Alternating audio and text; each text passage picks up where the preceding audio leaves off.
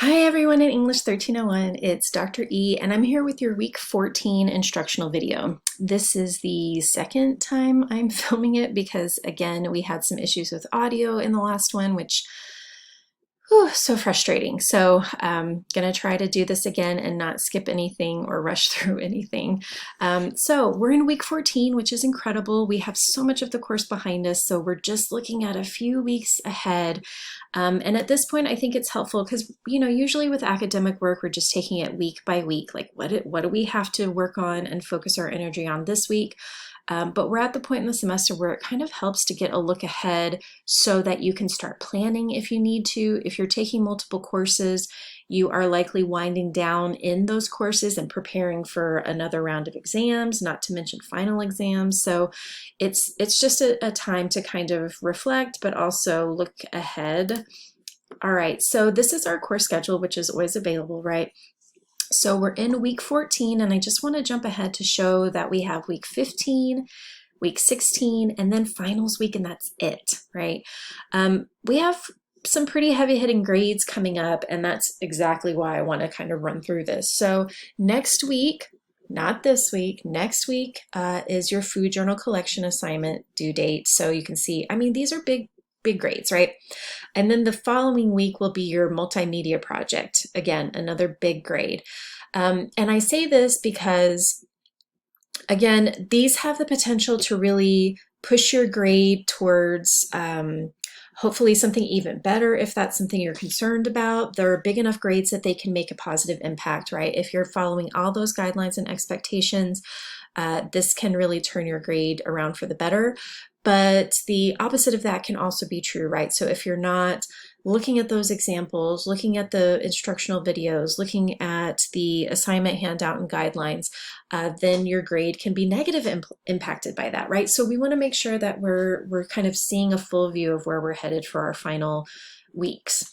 So week 15 is the journal collection, week 16 is the multimedia project, and then we head into finals week, and you'll notice we have a pretty small grade, and that is intentional, right?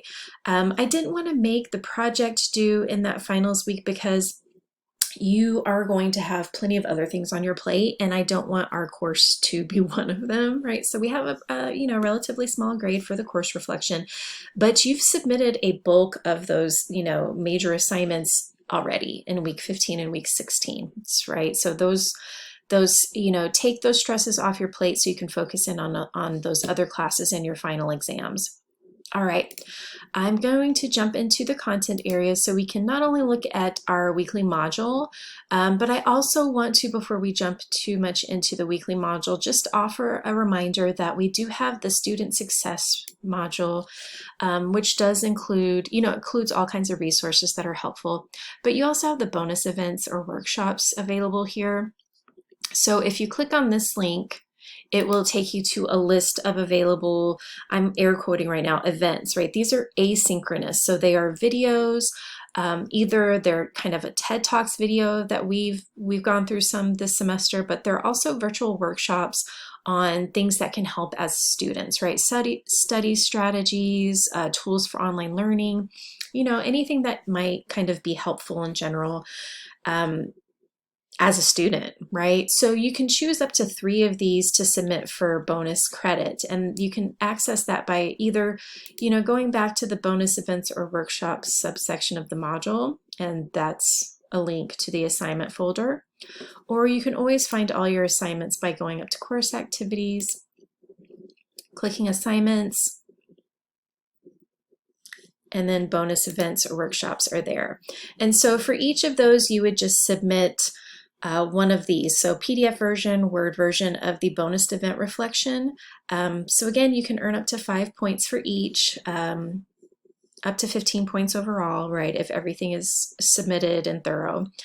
This option is only going to be available until May 10th, so I am urging you to, consider this, especially this week. We don't have any reading. We do have work on our agenda, but you don't necessarily have the time that you'll need for reading something new or discussion posts or any of those kinds of assignments. So maybe consider that, because I do not round up when it comes to grading. You don't want to end the course with an 89.5 or something when you could have submitted some bonus credit and pushed yourself over to that A grade or whatever the case may be. So just a gentle reminder there, that's available until the 10th.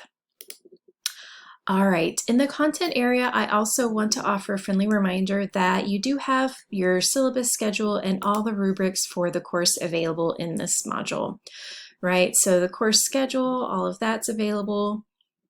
And then you have the food journal collection template, the food journal collection video. Yeah, I want to make a note that the food journal collection video, it shows an assignment that is for 2 revised journals, but for our course, it's actually 3 revised journals, but you've already done the work, right? So, and this will all be in the assignment folder. So if you open that and then go back, it says, note that the video indicates 2 revised journals, but our course will include all revised journals. And that's going to be in the assignment guidelines that I've updated just to avoid confusion. All right, so everything is available here in the syllabus schedule and rubrics. Let's go ahead and jump down to week 14. So what I really want you to do this week is start thinking ahead to your multimedia project and to your food journal collection. So this week I will be looking through your writing reflections. I will be looking through your last journal submission to provide you with feedback for those. You can also start working on revisions that you see fit. And start really thinking about your multimedia project because you actually are going to submit a plan for that this week. So you're watching the instructional video.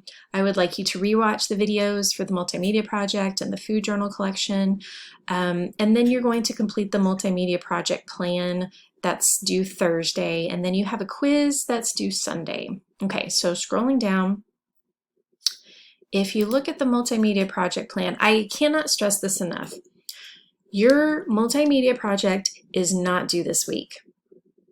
We went over the schedule at the beginning of this video. It is not due this week. This is a time to just plan out what you want to do, okay? This is just a way, because in the past, before I offered this assignment, there would be students who submitted a multimedia project that just didn't meet the guidelines of the assignment. And that's a concern because it's a very large grade. So this plan gives me an opportunity to offer you some, pretty quick feedback about, yeah, you're headed in the right direction, or, and that's 9 times out of 10. People have ideas, they've looked at the video, they've looked at the guidelines, they're heading in the right direction. But there will be a few students who, maybe I don't understand the goal or understand their idea by what they've shared in the plan. So it's just a way for us to communicate that and for students to really kind of fine tune, right, what their ideas might be. I want you to note that there is a place for the draft of your actual research-based paragraph. Okay, so that's something that's going to require your time and effort this week, is an actual draft of the research-based paragraph, because your project should be based on, inspired by, related to one of the sources that we've used this semester, right? So is it Finley, is it Cass, is it Choi or Jennifer 8 Lee, any of those authors or speakers that we've looked into that are food related, right? You're also going to consider a realistic timeline that addresses every step of the process, because again, we're headed into some busy weeks and I need you to be realistic, right? If you really want to try to make a video, that's great. If you've never made a video before and edited it, then know that it takes time. So I need you to make a realistic timeline of when you're going to put aside the time, energy, effort to complete that process. Okay, so you can review the instructional video and the guidelines. And then there is a Google Docs link as well as a Microsoft Word link for the project plan. If you open that, it looks very familiar. It's like what a lot of our worksheets end up kind of looking like. There's similarities. So what text, author, person from the course inspired your project and why, right? Was it Finley? Was it Choi? Was it Kat? Any of it, right? So what started the ball rolling? Who started that ball rolling in terms of your idea? The answers that come below will end up being part of what you will have for those required paragraphs. So essentially, you're doing some of the work now in drafting these ideas. So I want you to describe your project format. Do you want to do a video? Do you want to do an informational PowerPoint? Do you want to do poetry? So, I mean, anything, right? If you've looked at the multimedia project video, you know that the sky is the limit in terms of what you can complete. I also want you to describe what will be in this format, right? So if you're doing a video, well, okay, great. What is the video of? Like, what will you do? If you're doing an informational PowerPoint, what is the information, right? Okay. How will you show effort? This is a really big one, y'all. This is one where this is why I stress that if you want to try your hand at doing some artwork, but you are not a great artist or you've never done that before, that is okay, right? Because what you want to show is the effort, right? If you just show the finished product, it can be hard to see what kind of effort you put into it, especially if you don't consider yourself an artist, right? Or if you've never done a video before, that kind of thing. So the effort is really important. So if you're creating a video, then the video ends up showing the effort in general because, you know, you have this finished product that should be somewhat edited. It's not supposed to be perfect or by any means, right? But if you're creating a piece of artwork, if you're, you know, cooking something, you don't just have a picture at the end of what you've created. You want to show the steps along the way, and you can do that by creating a video or by taking pictures of the artwork at each different stage and then putting those together in a PowerPoint. So PowerPoint's always my go-to when it comes to, okay, how will you show this effort? And PowerPoint is a format that's easy for most people to view, access, download, so your colleagues can see your work, all of that. What is your timeline for completion? So again, this is pushing you to be realistic because you have a lot going on in the upcoming weeks. So if you've never done something like this before, or if this is going to require that you go to the store and buy ingredients or go to, you know, get some art supplies or, you know, borrow them from somebody, you know, take into account all the time and effort involved in those steps. And this is a space for the complete draft of your second paragraph, which is your research-based paragraph. This is not a place to just copy and paste quotes. This is what happens a lot. I want to see an actual draft of the paragraph that has quotes that you'll use to support your overall idea for the project, quotes that led to, you know, this idea in general. So you're giving us some of that context for the project itself. So this requires some work. It requires MLA formatting. It requires that you go back and go directly to the source or sources that you want to utilize for the project overall. Okay, so you'll save and you'll upload it here and submit that work.